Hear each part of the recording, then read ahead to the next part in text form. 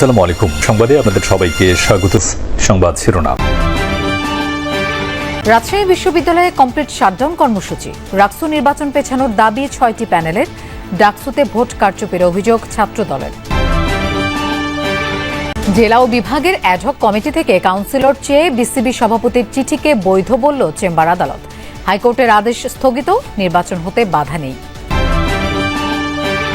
Metro রেলের নিচে অপরাধের স্বর্গ। রাত হলেই মাদকসেবী আর ছিনতাইকারীদের আশ্রয়স্থল, প্রশ্নবিদ্ধ নগর কর্তৃপক্ষের ভূমিকা।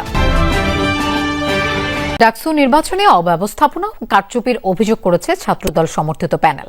বিশ্ববিদ্যালয় প্রশাসনকে সুনির্দিষ্ট অভিযোগ দেয়া হলে সেটা তদন্তে কালক্ষেপণের অভিযোগও করেন প্রার্থীরা। মধুর ক্যান্টিনে সংবাদ সম্মেলনে ভিপি প্রার্থী আবিদুল ইসলাম খান অনিরাপদ ছাপাখানা থেকে ব্যালট ছাপিয়ে ভোট কারচুপির অভিযোগ করেন। জিএস প্রার্থী হামিম বলেন, স্বাভাবিক রাজনৈতিক প্রক্রিয়ায় প্রতিবন্ধকতা তৈরি করে নির্বাচনের মাঠ অসম করে রেখেছিল একটি মহল।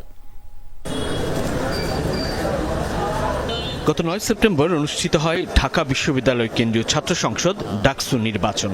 এদিন নানা অভিযোগ তুললেও নির্বাচন প্রত্যাখ্যান করেনি ছাত্রদল সমর্থিত প্যানেল। প্রায় ২ সপ্তাহ পর মধুর ক্যান্টিনে আনুষ্ঠানিকভাবে ছাত্রদল প্যানেলের এই সংবাদ সম্মেলন। ১১টি সুনির্দিষ্ট অভিযোগ তুলে ধরেন নেতৃবৃন্দ। জানান, প্রার্থীদের পক্ষ থেকে লিখিত অভিযোগ দেয়া হলেও আমলে নেয়নি বিশ্ববিদ্যালয় প্রশাসন। গণ অভ্যুত্থানের পর থেকে একটি বিশেষ মহল রাজনৈতিক ফায়দা হাসিলের উদ্দেশ্যে আমাদেরকে আপনাদের সামনে নানান নেতিবাচক উপায়ে উপস্থাপন করার অব্যাহত অপচেষ্টা চালিয়েছে। আমাদের স্বাভাবিক রাজনৈতিক প্রক্রিয়াতে এরকম নানান প্রতিবন্ধকতা তৈরি করে নির্বাচনী রাজনীতির মাঠকে অসম করে রাখা হলেও অভিভাবক তুল্য শিক্ষকদের বারংবার আশ্বাসে বিশ্বাস রেখে আমরা ডাকসু নির্বাচনের বিষয়ে সর্বোচ্চ আন্তরিকতা দেখিয়ে সার্বিক সহযোগিতা বজায় রেখেছি।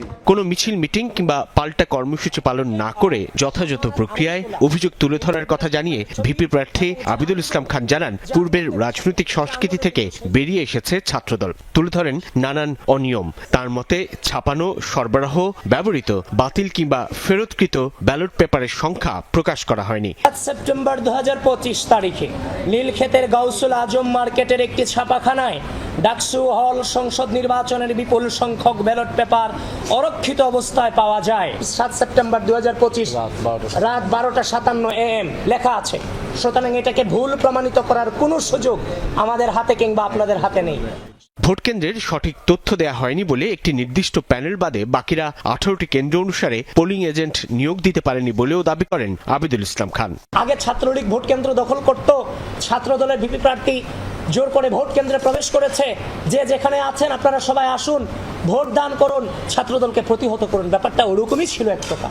এবং কি, যেখানে গঠনতন্ত্রের স্পষ্ট উল্লেখ আছে আমাদের সেখানে যাওয়ার, ভিপি জিএসদের সেখানে প্রদর্শনী করার অধিকার আছে। এই যে আমাদের উপর যে অন্যায় হয়েছে, এর দায়ভার কে নেবে? তো আমাদের যে ব্যালট পেপারগুলোর নাম্বারগুলো দিতে গিয়েও এই পোলিং অফিসাররা আমাদেরকে বারবার মবেশ স্বীকার করেছে। অভিযোগের বিষয়ে কর্তৃপক্ষের স্পষ্ট বক্তব্যের আগে ডাকসু নির্বাচনকে বৈধতা দেওয়ার সুযোগ নেই বলে মন্তব্য ছাত্রদল প্যানেলের। ডাকসু হল সংসদ নির্বাচনে অস্বচ্ছ ব্যালট বাক্স ব্যবহার করার কারণে বিভিন্ন অভিযোগ ও বিতর্ক তৈরি হয়েছে। বিসিবি নির্বাচনে জেলা ও বিভাগের কাউন্সিলর পরিবর্তন নিয়ে বিসিবি সভাপতির চিঠি কার্যকর থাকবে।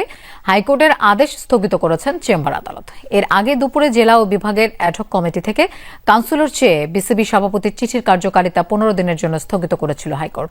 সেই সাথে এই চিঠি কেন অবৈধ নয় তা জানতে চেয়ে রুল জারি করা হয়। আগামী ৬ অক্টোবর হওয়ার কথা বিসিবি নির্বাচন। তার আগে আজ সন্ধ্যায় চূড়ান্ত কাউন্সিলরদের নাম অনুমোদন দিতে অনুষ্ঠিত হওয়ার কথা বোর্ড সভা।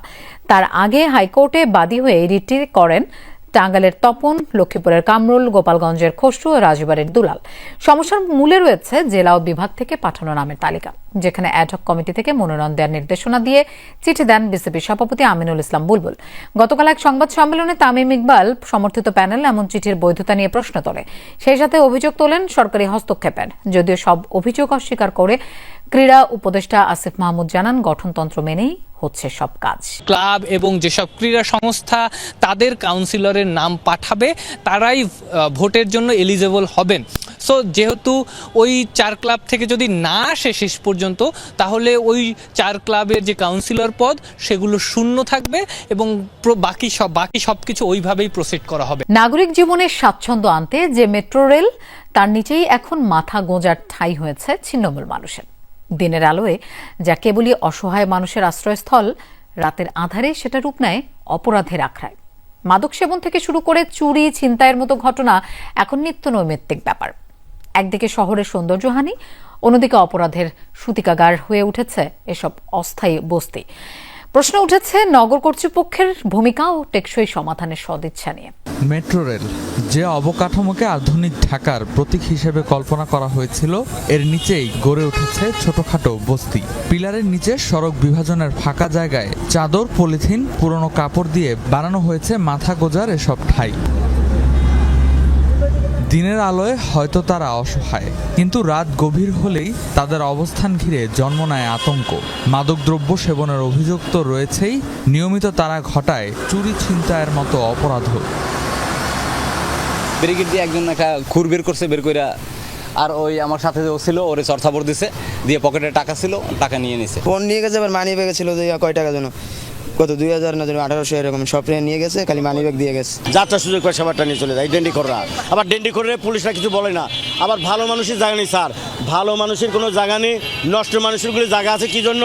পুলিশরা যারা আছে, অন্য অন্য যারা আছে ওদের থেকে ভাগ পাবে, অর্ধেক অর্ধেক দিয়ে যাবে, অর্ধেক নিয়ে যাবে। প্রশাসনের পক্ষ থেকে উচ্ছেদ অভিযান চালানো হলেও দিন কয়েক পরই মানুষগুলো ফিরে আসে পুরনো ডেরায়। চারিদিকে পলিথিন মোড়ানো, উপরে টাঙানো কম্বল এবং নিচে বিছানো আছে পাটি। এমন অস্থায়ী ঘরে থাকতে পারবেন কমপক্ষে 2 থেকে 3 জন। এই অস্থায়ী ঘরগুলোর দেখা মিলবে ঢাকা বিশ্ববিদ্যালয়ের ঠিক মেট্রোর নিচেই।